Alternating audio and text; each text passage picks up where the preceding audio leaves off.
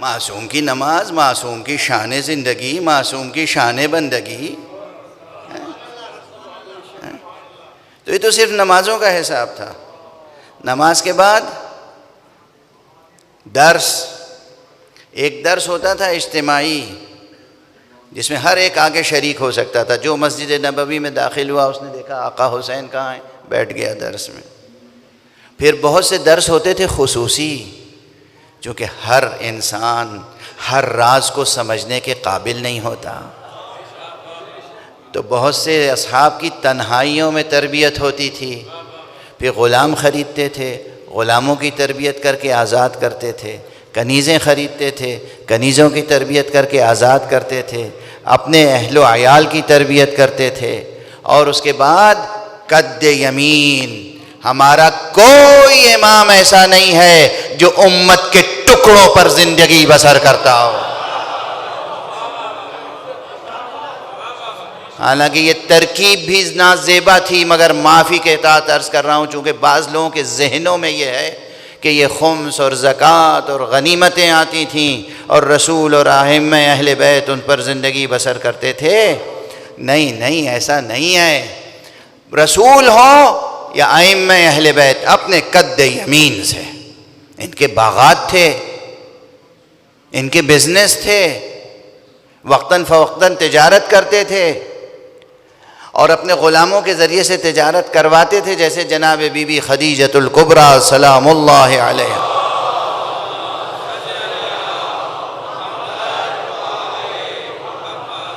خود جاتے تھے باغات میں اپنے ہاتھ سے اپنے نوکر. بھئی آپ معصوم کا مزاج سمجھتے ہیں نا. بی بی جناب زہرا کے گھر میں ایک کنیز تھی فضہ، کیسے کام لیتی تھیں؟ یعنی ایک دن فضہ تم کام کرو گی، ایک دن میں کام کروں گی. جس بیٹی کی تربیت اس طرح ہوئی ہو وہ پیغمبر کیسا انصاف کرتا ہوگا اپنے غلاموں کے ساتھ. علی جو کفو زہرا ہیں وہ کیسا انصاف کرتے ہوں گے قمبر کے ساتھ. آقا حسین، آقا حسن کیسا انصاف کرتے ہوں گے اپنے ملازموں کے ساتھ. بے شک ان کے پاس بہت ملازم تھے، نوکر تھے، چاکر تھے، غلام تھے، کنیزیں تھیں، مگر کسی پر ظلم نہیں ہوتا تھا. ان کے ساتھ خود شامل ہو کے زمین بنا رہے ہیں، پودا لگا رہے ہیں، سینچائی کر رہے ہیں، کنواں کھود رہے ہیں، چشمہ جاری کر رہے ہیں، ہر کام میں ہاتھ بٹا رہے ہیں. یہ تمام معصومین کی سیرت تھی. تو درس، نماز اور اکثر روزہ رکھتے تھے. روزہ رکھ کر یہ سب ہو رہا ہے. اس کے بعد مزدوری باغوں میں، اور اس کے بعد پھر صرف یہی نہیں کہ کمانے کی دھن ہوتی تھی، انہیں کمانے سے زیادہ لٹانے کی دھن ہوتی تھی.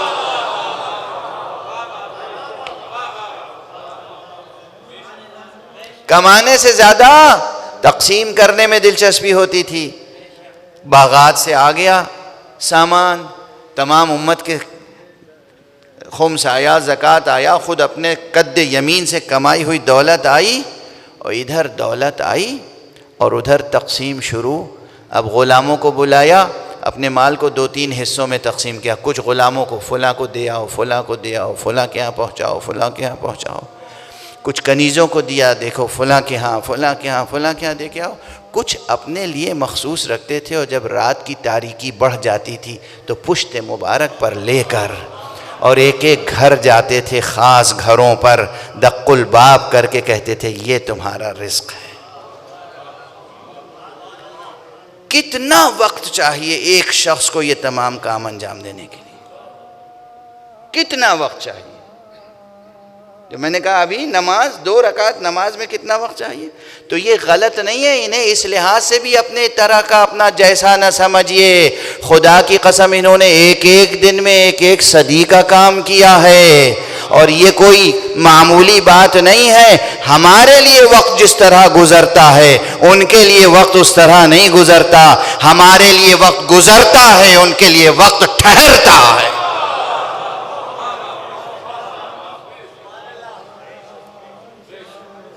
یہ ہے حسین، یہ حسین قبل از کربلا، یہ ہے حسین بعد از ولادت، یہ ہے حسین بعد از وفات پیغمبر، یہ ہے حسین اپنے شباب میں. یہ ہے حسین مدینہ منورہ میں، کتنوں کی تربیت کی ہے.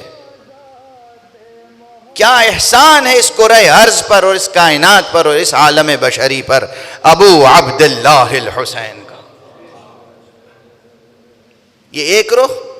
انہی خطبوں میں سے جو پہلے امام نے خطبہ دیا تھا اس میں سے ایک فقرہ اس وقت مجھے یاد آ گیا کہ خطبے میں آپ نے فرمایا ہے کہ بعینہ یہی کلمات ہیں، ان الامر بالمعروف والنہی عن المنکر دعاء الی الاسلام. امر بالمعروف و نہی عن المنکر تو اسلام کی طرف دعوت دینا ہے.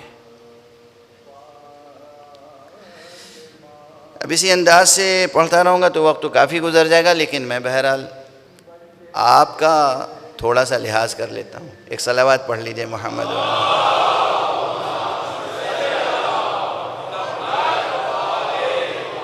ایک اور صلوات.